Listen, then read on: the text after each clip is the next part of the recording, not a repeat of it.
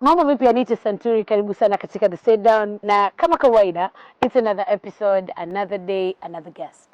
Tunasema kila siku tunaleta utamu, tunajuzana, tunaelimishana, mwisho wa siku tunasonga mbele. Leo niko na msanii mkongwe sana hapa Pwani na East Africa nzima. Jina ukilisikia Susumila unaweza ukalifananisha na aliimba na msanii anaitwa Mbosso, akakwenda South Africa akaimba na Shomo Jozi. Ni msanii mkubwa. But kuna kibao ambacho kiliimbwa enzi hizo ya kuhusu siasa, wanaitwa siasa duni. Yes, siasa duni. That is still one of my favorite songs za Susumila. Na leo tuko na mambo vipi? Safi sana. Uko fresh? Mimi niko poa. Asante mwanzo kwa kuchukua muda wako kuja na mimi. Karibu sana. Susumila, jina la kitambulisho. Naomba unaitwa nani na unatokea wapi? Naitwa Yusuf Kombo Chinando wa Tangai. Unatoka wapi? Natoka Chumani.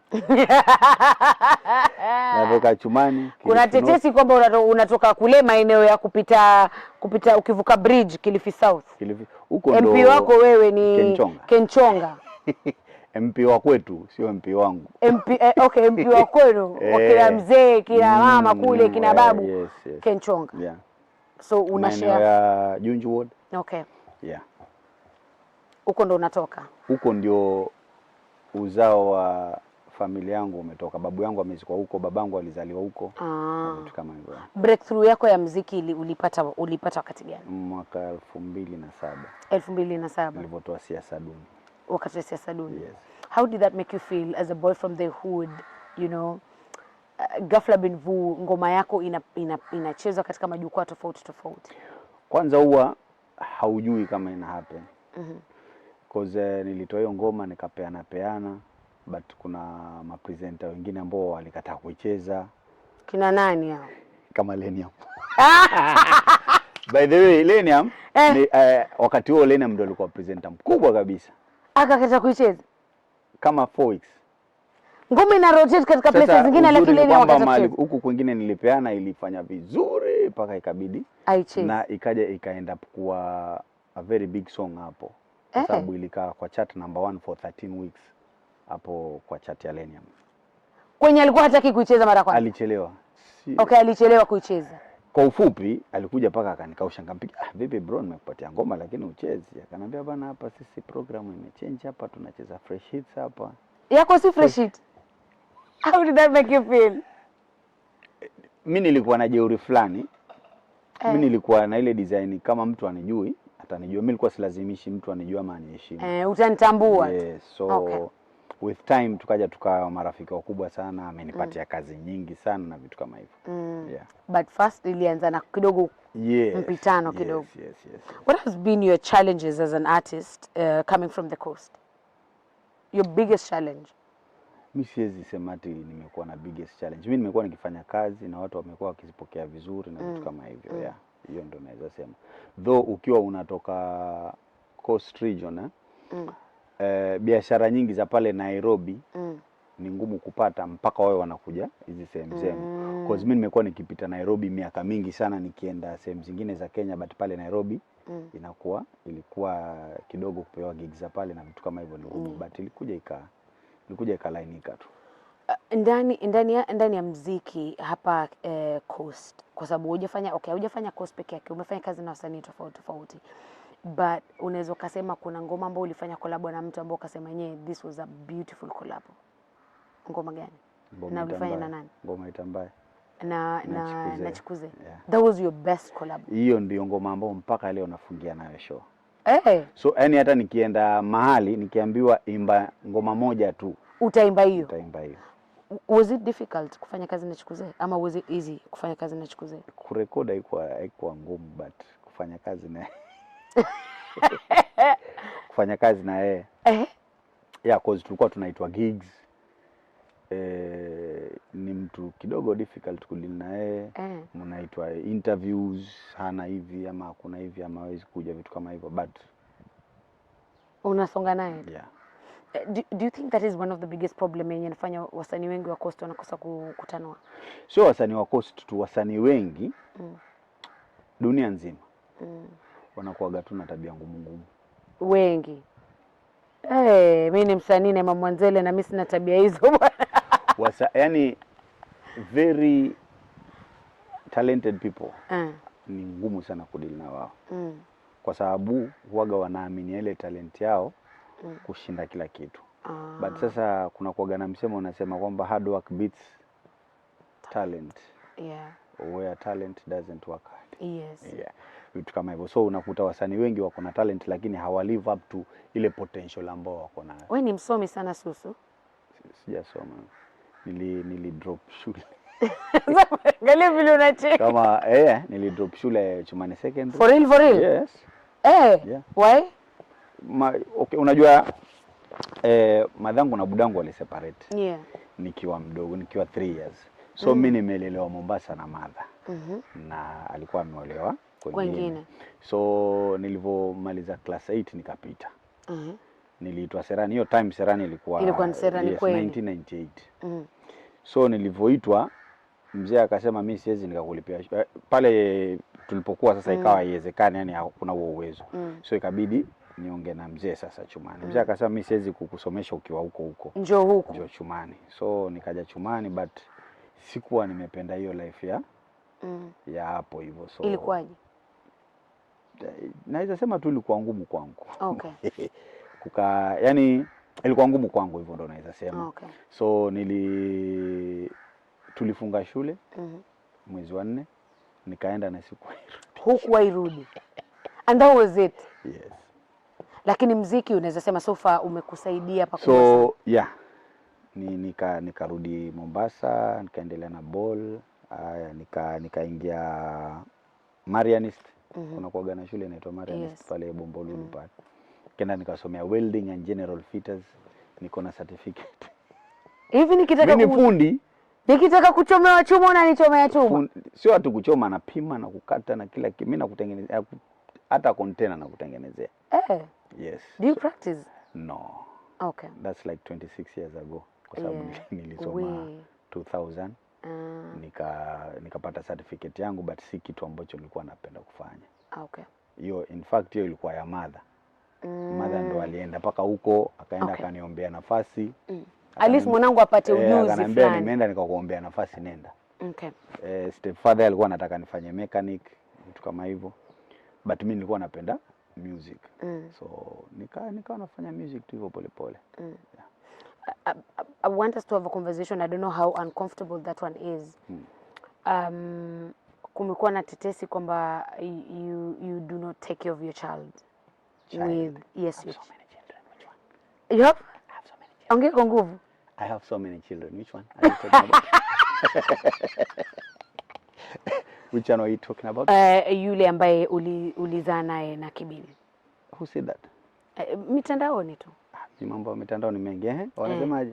Kwamba Susumila amemtelekeza mtoto wake. Mamake anasemaje? I have not had a time. Basi mamake akiongea niulize.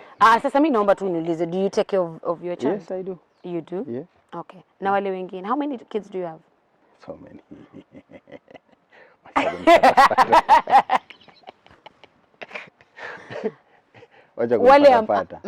Wale ambao wanajulikana serikali ni wangapi?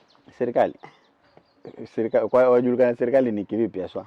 Yule mwenye sitaki kusema kitu alafu baadaye niende nikakorofishana na watu huko, niache tu hivyo hivyo. Yule mwenye so many kids. I have 4 at home. Wanafika 5, wanafika 7. Pengine wanapita. Okay, 4 wako nyumbani. Sitafute. Wewe jua wale ambao unajua tu. Unajua nataka kutengeza ni story tunapiga sisi. Tunakwambia wale unaojua wewe jua, you know 4 you know 5. Mimi najua 5. You know 4 plus 5 wa Kibibi, si ndio Halima? That's enough for you. Lakini wanafika 10. marafiki. 10 ni wengi, but nashukuru Mungu. Huwa wanasema wanaume ambao wako kwenye entertainment industry wanapenda sana wanawake. Hakuna mwanamume ambaye apenda wanawake.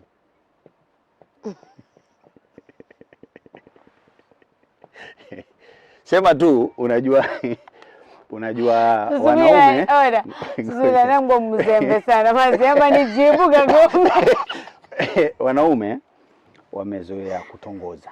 Okay. Men make the first move. Ndio. But ukiwa kwa entertainment, mbona mimi naweza nika make the first move? Si lazima mwana. You get, yeah. Sasa ukiwa mwanamume wa maana. Ukiwa mwanamume wa maana unatongozwa wewe. So wewe unatongozwa sana. Inakuwa ngumu. Kwa sababu sisi ndio tumeweza kutongoza. Yeah. Sasa imagine nitongoze na msichana mrembo kama yeye sasa. Utakataa ama utakubali? Ndio hapo sasa. Wewe unaweza jaza. So we end up being paruanja. Yes, tunakuwa na wanawake wengi na vitu kama hivyo. It's because kwa hivyo unakuwa na wanawake wengi. Sio mimi, si umesema entertainment, watu ambao kwa entertainment. Watu ambao kwa entertainment, vitu kama hivyo. So tunaenda kuwa na wanawake wengi ama tunaenda kuwa na relationships nyingi because badala ya kutongoza sana unakuwa unatongozwa na vitu kama hivyo ya. Wasanii wengi huwa wanapenda sana kuwekwa na wanawake wenye hela. Ushawahi kuwa na mwanamke mwenye pesa? Wewe kama msanii. Mimi niko very expensive. You're very expensive. So sijawahi. But ushapewa offer kadhaa? Zishakuwa offer nyingi sana but sijawahi. Alafu unazikataa? Kwa sababu sipendi kupelekwa. Okay. Na kuaga na kanini fulani. Kiburi fulani. Unakuwa na kiburi. Na ni ngumu kwa sababu yani kunyenyekea kwa. Unajua mtu akikuweka inabidi unanyenyekea. Sasa huko kunyenyekea nako ni kibarua kigumu. Ni ngumu sana. Turudi katika siasa. Tukimalizia utatueleza mipango yako ambayo uko nayo kwenye muziki na collab ambazo unawania kuzifanya baada ya mapumziko. So Sumilo umefanya kazi na wanasiasa wengi. Akiwemo mheshimiwa aliyekuwa gavana wa Mombasa Ali Hassan Joho, na umekuwa na ukaribu wake sana wewe kama msanii. Mpaka ikaja wakati watu walikuwa wanasema mlikuwa mnawakanyagia sana, hawapati shows, wewe ndio mnapoa shows kule Mombasa County. Huo karibu wake na wewe ulikusaidia na nini? Ulinisaidia na nini? Kwanza ulinipatia ngoma kubwa ambazo naishi nazo mpaka leo. Okay. Kina Sonona, Warembo. Mimi stream zangu mpaka sasa hivi. Sonona, Warembo, alafu zingine zinafuata. How much money do you make per month? A lot. Sitasema ngapi exactly, but inategemea na miezi. But I make good money ambayo inanifanya naishi comfortable, watoto wangu wanaishi comfortable na vitu kama hivyo. Okay. So yani nilifaidika na vitu vingi. Okay. Watu wengi sana wanafanya kazi na mimi kwa sababu ya hata relationship ya mimi na yeye. So many people. Okay. Though mwanzo ilikuwa ngumu kidogo. Alinipatia biashara nyingi sana. Kama ulivyosema kwamba kuna watu walikuwa wasema tunawakanyagia na vitu kama hivyo.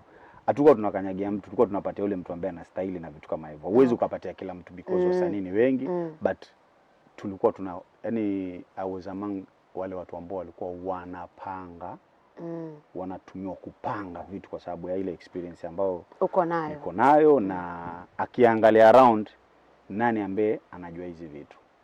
Okay. Umeelewa? Vitu kama hivyo. So hizo gig tulikuwa tunapanga, alikuwa analipwa vizuri na alikuwa anajilipa vizuri pia. Unalipwa na unajilipa? Yes, kwa sababu kwa mfano gig ya mwisho ilikuwa na budget ya kama 22 million tuseme. Kwa mfano ama ni ya ukweli? Mfano nimekupa. Uwezi niambia naweza pewa 22 million nifanye gig alafu nisitoke na pesa ya maana. Sitakuwa mimi ni mjinga. Uko unawazulumu wenzako? Sio kuzulumu, si ni kazi. Unawalipa kulingana na wathi yao? Hata mimi pia nafaa kujilipa. Kulingana na wathi yako? Yes. Okay. Na time yangu na experience yangu na vitu kama hivyo. Naweza sema ni mtu ambaye nimejifundisha vitu vingi kwa sababu hata hii kitu tumefanya deck hapa ya Kilifi Rising Star. Tutazungumzia baadaye.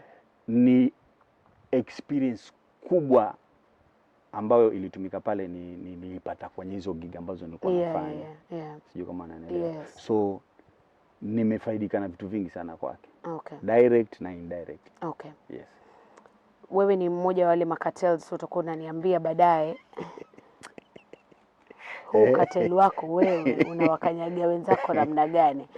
Ila kwa sasa naomba tuende mapumzikoni kidogo. Kwenye The Sit Down leo tuko na Esther Sumila, tunazungumzia kuhusu masuala ya muziki na siasa kwa ujumla, na je, anapanga kusimamia kiti chochote hivi karibuni, na kama hasimamii kusimamia kiti ama hapanii kusimamia kiti, ana mipango gani kwenye muziki na kadhalika.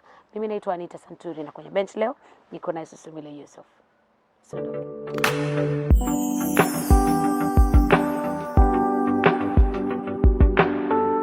Welcome back to The Sit Down. Mimi naitwa Anita Santuri na leo tuko na Sumila. Tumeshukuru sana bado unakaa na sisi tukipiga story. Karibu tena ndugu. Asante sana. Wewe ni cartel mkubwa sana, wewe ukiwa na Gets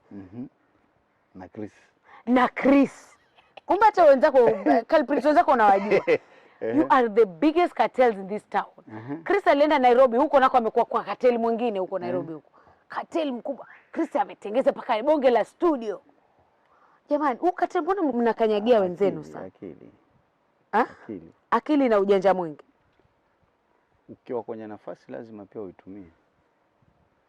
Kwani yani mimi si nitakuwa mjinga sana kwamba najuana na watu wa maana alafu na mimi sijivutii upande wangu. Lakini mmezulumu watu wengi. Kudhulumu, mtu anadhulumiwaga haki yake. Nani anambia haki yake amedhulumiwa? Sasa ni wenyewe wanasema mnawakanyagia. Haki gani? Kukanyagiwa kufanya?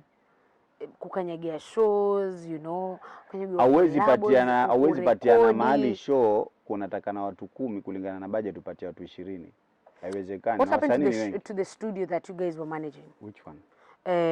Is it a recording label ambao mlikuwa mna manage? That was our own creation. Where is it? Hakuna mtu ambaye alikuwa na manage. Bado iko ama mlifunga? Hakukuwa na kitu kama hicho kwanza. Ni kitu ambacho tulicreate. Kwa sababu Hassan Joho alikuwa kupitia sisi.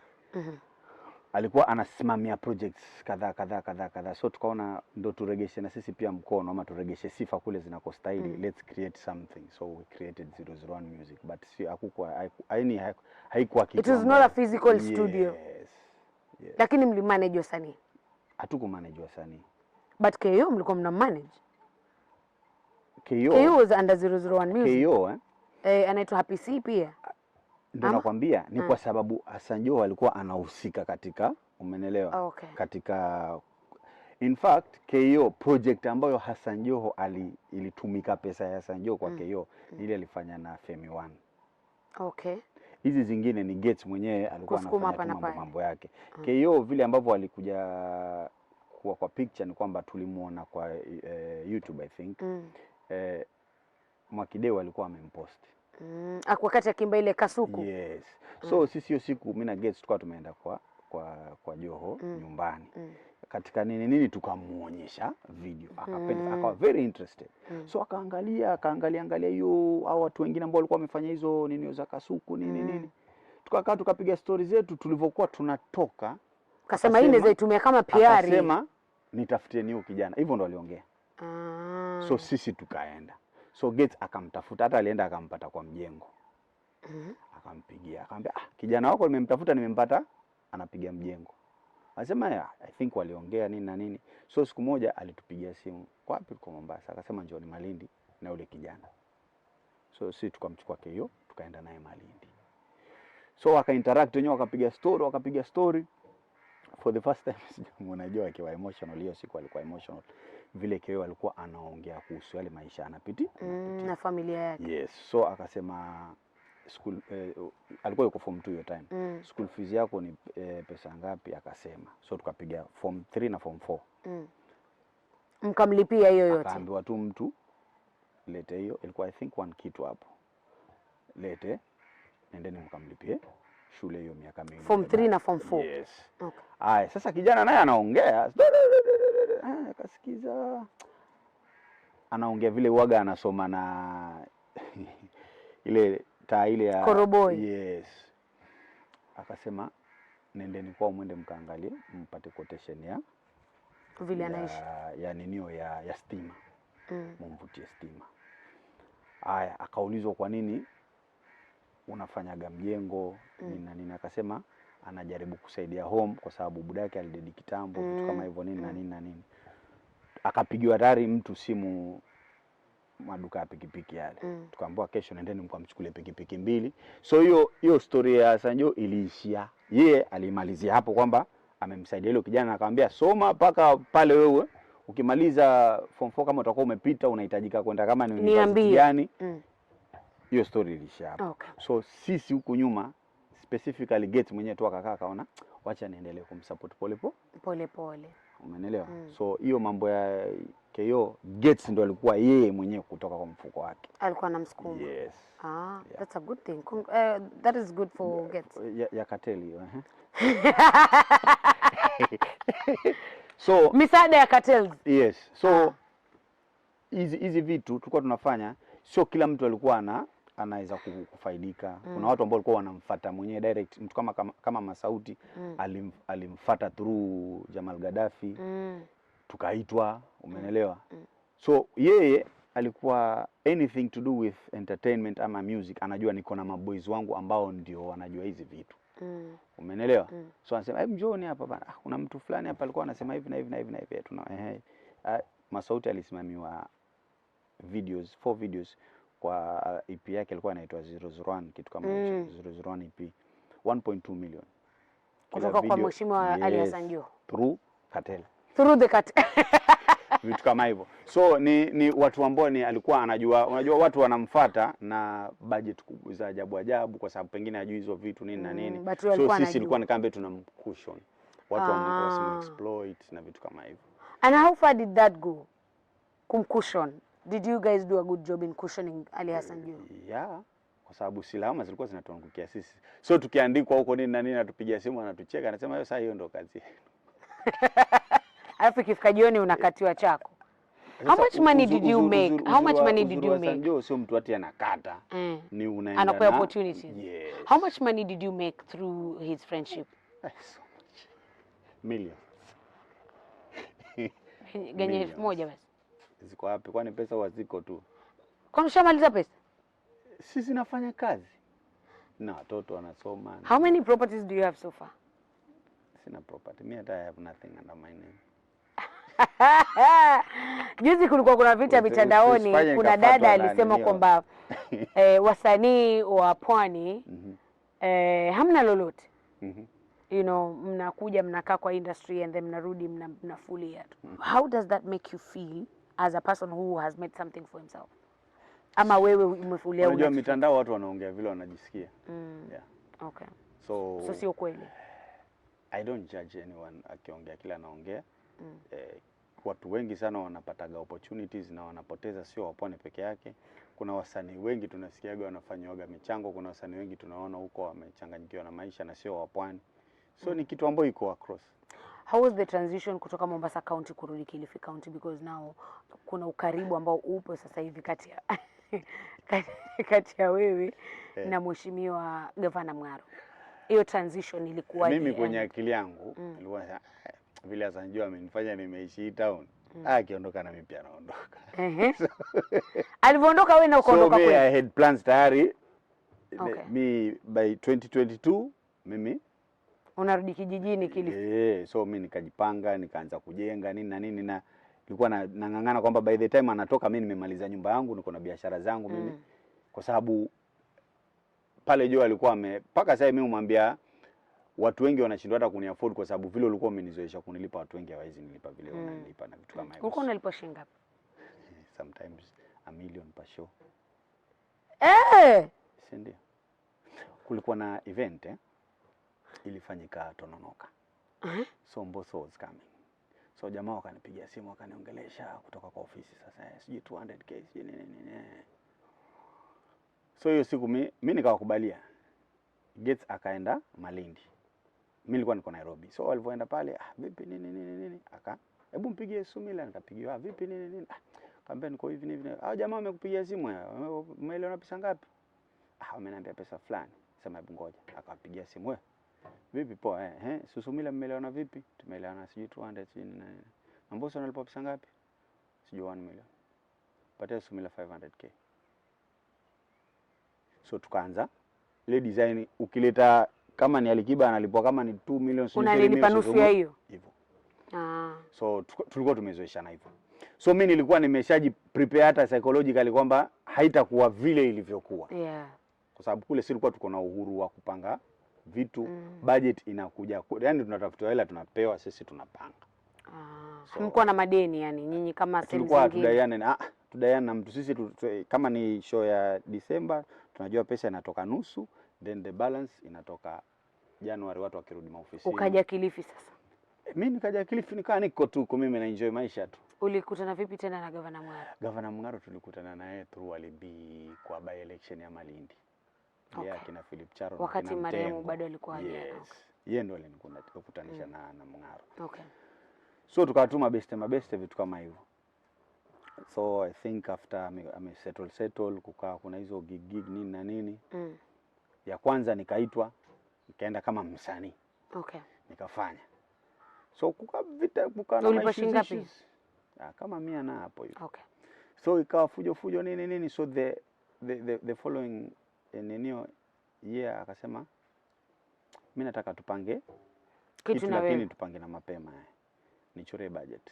So mimi nikamchorea budget yangu ya milioni kadhaa pale nini na nini.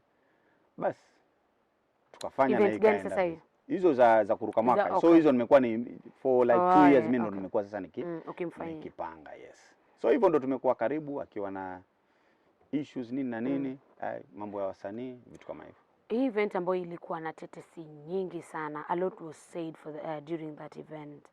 After the event mambo mengi yalizungumziwa, and I feel it's unfair that all of you got the backfall for that event. Did you guys use 96 million? How much money was used? Biashara za serikali ukisikia hii kitu ni hii tender ni ya 10 million. Pesa inatumikaga hapo huaga ni kama probably half of it. You get. So sijui sana, sitaongea sana.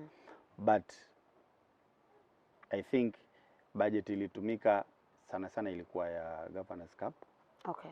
Of which ilienda sasa hiyo mambo ya football na walibadilisha kwamba last year walifanya Governors Cup ambayo ilikuwa inashughulika na football nini na nini. Wacha mwaka huu tufanye mambo ya music. Umeelewa? And I think kwa budget wale watu waga wanapita hizo budget zao, budget za county, the budget was like I think 35 million. Okay. Ile ambayo ilikuwa kwa budget. Kwa budget, okay. Umeelewa? Yes. So hakukuongezwa pesa, hizi story ambazo zinaendea mitandaoni kwamba unajua mtu akiongea kitu huwa anafaa alete receipt. Yeah. Unfortunately kwa mambo ya social media watu huaga wanaongea tu. Mtu anaweza tupa tu namba hivyo aseme 96 million. Okay. Out of nowhere bila receipt zozote, bila backing yoyote, yani anaongea tu. So the problem is watu wengi waga, nilikuja nikagundua Kilifi kuna siasa kila kushinda kitu, Mombasa. Yes, kila kitu watu wanafanya siasa. So 35 million thereabout kulingana na ile budget ya kina Governors Cup na nini. Mimi in fact mimi hapo nililetwa upande wa Mseto.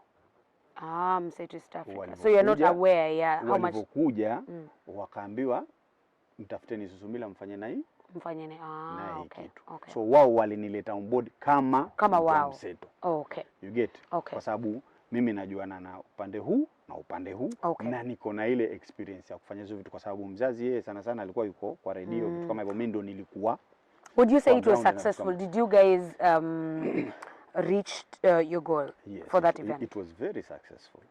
Shida ni kwamba siasa zinakuwaga nyingi, na siasa zikiwa na negativity ikiwa nyingi ina overshadow. Do you have any plans? Political plans? Sina. Muziki? Sipendi siasa. Upendi siasa? Sipendi siasa. Muziki? Napenda kula pesa za wanasiasa tu. Wapenda ongea kwa nguvu basi tukusikie. Sisi wanasiasa wenyewe. Kama 2022 tulikuwa tumeenda kwa event ya Azimio, mimi na Alibi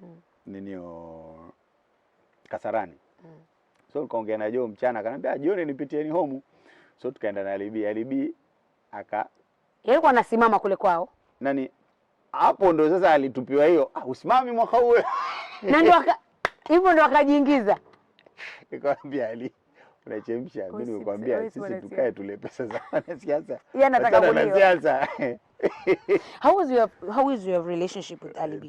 Tulikuwa marafiki muda mrefu sana kwa sababu yeye ndo alitoka mbele yangu but mimi nilitoka I think a year after na tukafanya events nyingi sana. Tumetravel na Eldoret, sijui Lodwar, sijui wapi, Nairobi tumefanya kama hizo kampeni za Azimio zote tulikuwa naye na vitu kama hivyo. So ni mtu tulikuwa karibu naye sana. Wewe unatoa wasanii wenzako kafara sana. Kivipi? Unatoa watu kafara sana. Mimi naamini Mungu ndio mwenye kila kitu. Kabisa. Yes, Mungu ndo anapanga nani anaishi paka lini. Hizi pete zako wewe una majini, susu, una majini. Majini ni nini kwanza? Una mashetani. Mashetani ni? Unatoa wenzako. By the way, juzi nilikwambia kuna kitu kinaitwa Guardian Angel. Hakuna cha Guardian Angel. Wewe ushaenda mahali ukaangalia hivyo. Wacha nisia. Ona, msanii yoyote ambaye anatoa collab na wewe anafulia. Mbosso ameenda wapi? Yule ana majini yake kule. Basi nao pia wao na majini yao. Kwa hivyo mtu akitaka Anyway, thank you very much. To record at Sister Villa in the house. And this is the sit down. Until next time, see you. Anita Centurion.